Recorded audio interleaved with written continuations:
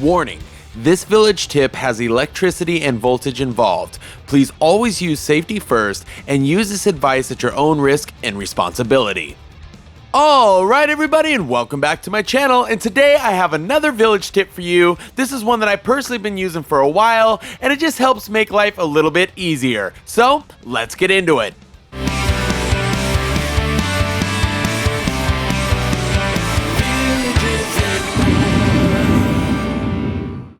Okay, so a quick little backstory for you. The way I ended up coming across this was I'm mainly a Lemax collector. I also collect some of the Kirkland stuff during Christmas, but my main villages have always been the Lemax stuff. It's just kind of what I favor. However, there are some beautiful Department 56 pieces out there, and from time to time I pick them up. They're a little more expensive, so I tend to stay with Lemax, but every once in a while it happens.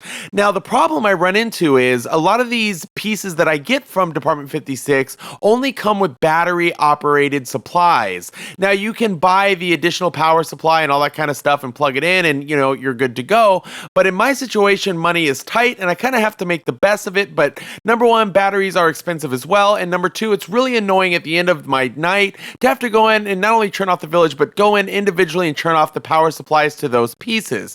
So I had to find a better way. With that said, a lot of the Department 56 stuff uses like a small pin adapter, like a 3-volt kind of old school adapter style. And I thought that, hey, why can't I just grab a Lemax one and plug it in and see what happens, right? One of those old school small pin Lemax 3 volts.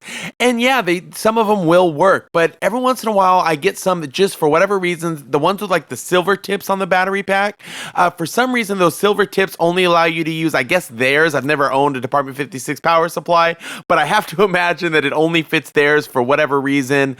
And the Lemax ones don't fit. And like a lot of you, I have, a lot of Lemax power supplies laying around, right? So I was like, okay, there has to be a way to make this happen. And if you're lucky enough to get a battery pack that does accept the Lemax one, then that's awesome. And every once in a while, that does happen to me too. But for the sake of this video, I did use a power supply that does accept the Lemax one, just so you can see what I'm talking about. But most of them, for me anyway, don't accept anything other than the Department 56 stuff. So what did I do?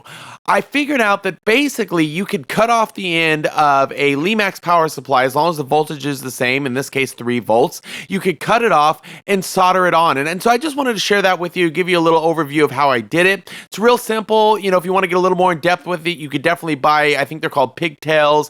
That way you don't have to actually cut off the existing Lemax, power supply. You can just plug it in and it's already, wired up for you, and then you can solder it.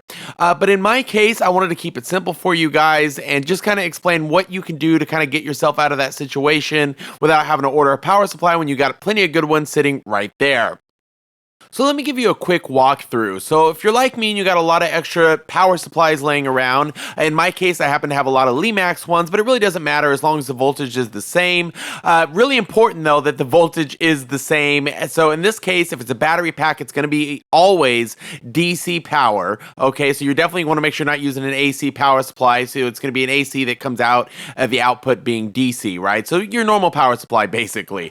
So you want to match that up, which in this case is 3 volts, and you know that because based on how many batteries and what kind of batteries are in the battery pack, that'll tell you what the equivalent is in power. So in my case, this battery pack required 2 C batteries. Now, C batteries are 1.5 volts of DC power. So times it by 2, that gets you to the 3 volts.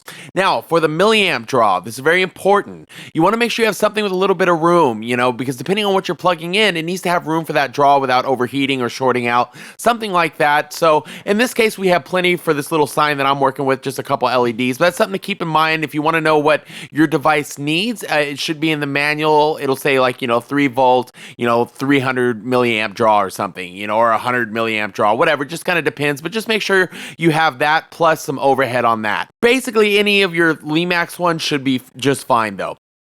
So just to clarify and make it real easy for you, you're going to grab your power supply, make sure your voltage is good, you're going to cut the end of the wire off, and then you're of course going to strip the wires back a little bit, and then this is the only little tricky part if you've never soldered before, but it's really easy. You're basically going to take the negative, put it on the negative port of the spring, and the positive on the positive spring, and just add a little bit of solder. I mean, if you really wanted to, you could just wrap it and use some hot glue, and that'll work just fine. In my case, I soldered it and added a little glue just just to hold the wires in place. And that's it. It's really that simple. The right power supply, solder the wire on the negative and then positive to the positive, and you're done. You're ready to go. And now you can plug that device in, hook it to your power strips, whatever. And when you turn it off, it'll turn off like everything else. You don't have to worry about replacing the batteries, none of that garbage. And if you want to get fancy, you can always go to get the pigtails, and that way you don't have to chop your own wire and it'll come already stripped, all that kind of stuff. But nonetheless, this is a quick and easy way to get you through a little pinch, or just to get out of those annoying batteries without having to drop money on a power supply that fits, that certain kind of plug. So you have to buy their power supply, whatever.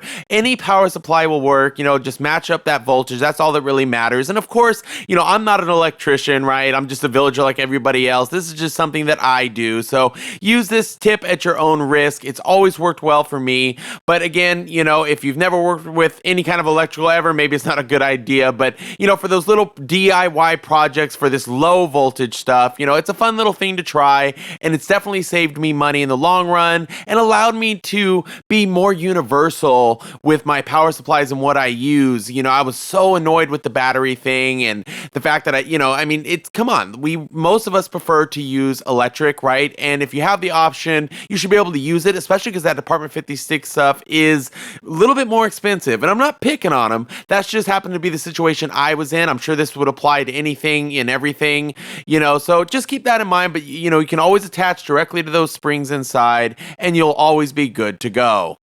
So yeah, other than that, that's about it. If you have a cap, go ahead and just put that back on. As you can see, mine works just fine. And I've been using this for a while now. It's just a cool little fun thing to try if you're into it. Again, it's at your own risk, but it's just something I wanted to share with you guys because it's gotten me out of a pinch a couple times here and there. But I love the Department 56 stuff. It's absolutely beautiful. And to be able to mix it in with the Lemax stuff is just fantastic. So thanks again for joining me. And as always, please don't forget to hit that subscribe button, and I'll see you on the next one.